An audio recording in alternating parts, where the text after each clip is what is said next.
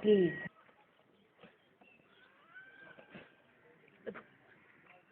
High, প্রথমে কে কেউ ডাক দিতে পারবে? তুই পারবি? সরি বস, কামের আগে সরি। তুই পারবে? ক।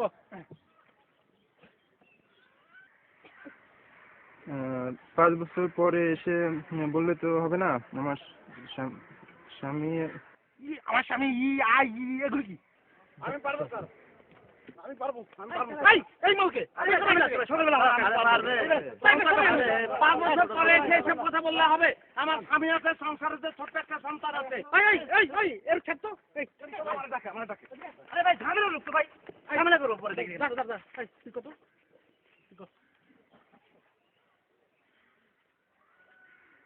5 বছর পরে এসে সব কথা বললে হবে?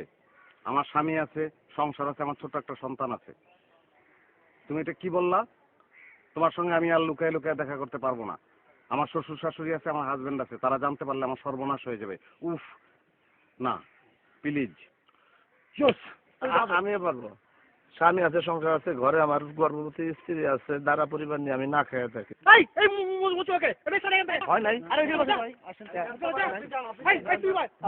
দুইজনের কোনো দরকার আছে?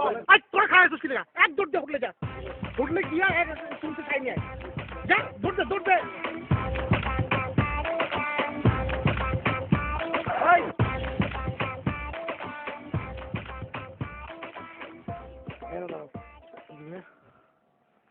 সমস্যা কি তোমাদের? আমার একটা জিনিস বুঝাও, তোমার কাছে আমি কয়বার চা চাইছি? হ্যাঁ, মানে আমি কি সেটে আইসা বইসা তোমার কাছে এক কাপ চা চাইছি, তুমি টাইম মতো চাটাই না দিতে পারো না? তোমাদের ইউনিটের প্রবলেমটা কোথায় আমারে বলো? হ্যাঁ, দুধ চা আনবা? শোনো, তুমি 5 মিনিটের মধ্যে চা আনবা, ঠিক আছে? আবার বিনিময়ে গিয়ে বলবা আমি ডাকতেছি। 5 বছর পরে এসে বললে এই কথা হবে? সুমন ভাই, how come it is possible man? সেটা কি? শালি তোমার সমস্যা কি? তুমি এক্সপ্রেশন দাও ঠিক মতো। 5 বছর পরে এসে কথা বললে হবে? আমার স্বামী আছে, আমার সংসার আছে, আমার একটা সন্তান আছে। 5 বছর আগে তো আমার এই সুযোগ ছিল না, এখন আসছে আমি বলতে আসছি। আর তোমার সন্তান আমার কোনো কাছে সমস্যাই না, সমস্যা শুধু তোমার স্বামী। এটা তুমি কি বললা? তোমার সঙ্গে আমি আর লুকাই লুকাই দেখা করতে পারবো না। আমার শ্বশুর শাশুড়ি আছে, আমার হাজবেন্ড আছে, তারা জানলে আমাকে সন্দেহ করবে। আমি তো চাই তোমার হাজবেন্ড তোমাকে সন্দেহ করুক, তোমাকে ডিভোর্স দিক। ডিভোর্স দেওয়ার পরে আমি তোমাকে বিয়ে করব, তোমার সন্তান সহ, কোনো সমস্যা নেই আমার।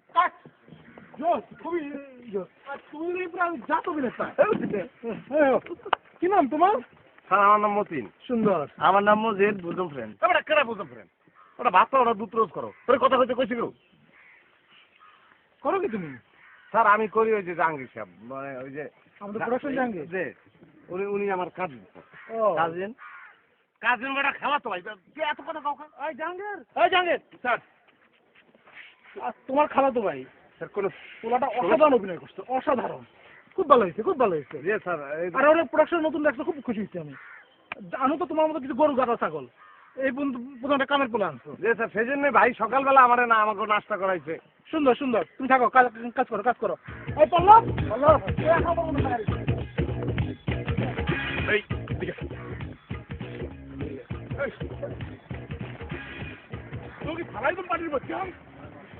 এই খালাতো ভাই, কিসের খালাতো ভাই? ভাই এটা আমার দোষ না, আপনাকে ওই পরিচালক কয় যে জাহাঙ্গীর কি তোর খালাতো ভাই, মুই ডরের সাথে কইয়া হেলাইছি ভাই। হয় খালাতো ভাই, আমার খালা গেছে মরিয়া, কত আশা আসলে এটা পোলা বানায় না, আর তোরা নেই খালাতো ভাই। ভাই ভুল হয়ে গেছে, মাফ করে দেন ভাই। এখন কি করবো কন? কি করবি বোঝো না, কি করবি বোঝো না? এই যে চলিয়ে যাবি, 5 মিনিটের মধ্যে চলিয়ে যাবি, আমি যেন না দেই। আরে ডিরেক্টরের চোখের সামনে পড়বি না, বুঝছো? যাই দিলা। এখন ভাই এটা আমনে কইলে তো হইবে না, ডিরেক্টর তো আমনেরও বস। হে বেটা তো কইলো যে চোখের সামনে থাকবা আর শুটিং এর মধ্যে থাকবা। এখন এই করবে একটা ভদ্রলোক, শিক্ষিত লোক, হ্যার কথা অমান্য করি কি কেমন তারা? তুই কি করতে চাও? তুই যাবি না? এখন যাবো কেন, হ্যার সামনে তো থাকা লাগবে। এই খারাপ যাও না, আমি ব্যবস্থা করতে।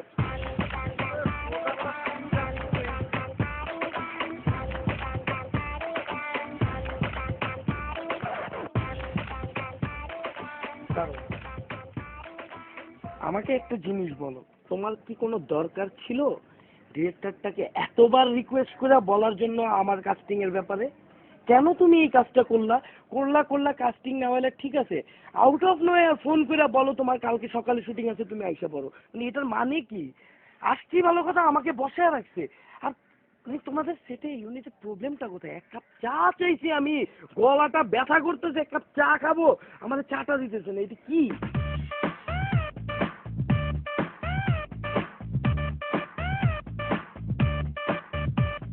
আমি বললাম আমি তোমাকে কি বলছি, তুমি টেনশন করো না তুমি। এত দেরি হলো চাটা আনতে তোমার? একটু ভাইয়ের দিকে খেয়াল রাখতে পারো না? এত দেরি করে চা এনে দিচ্ছ কেন? তুমি খেয়াল রাখবে না ভাইয়ের দিকে? থ্যাঙ্কস গড, চাটা এটলিস্ট ভালো বানাইছো।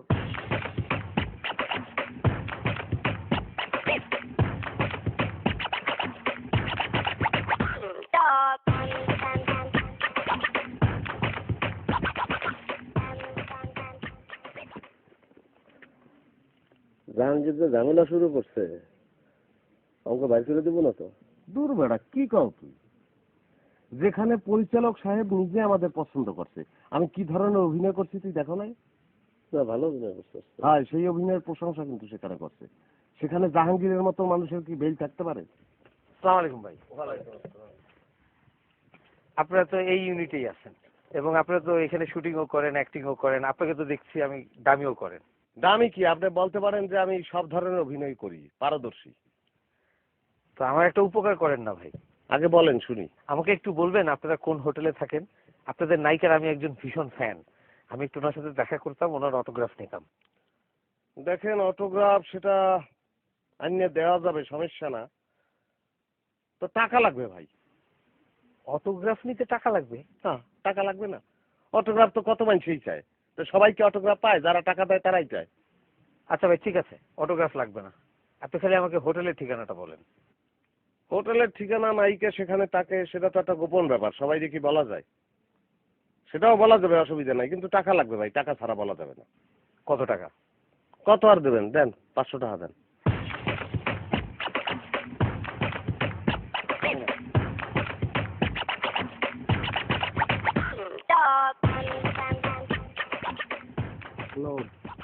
কই যান?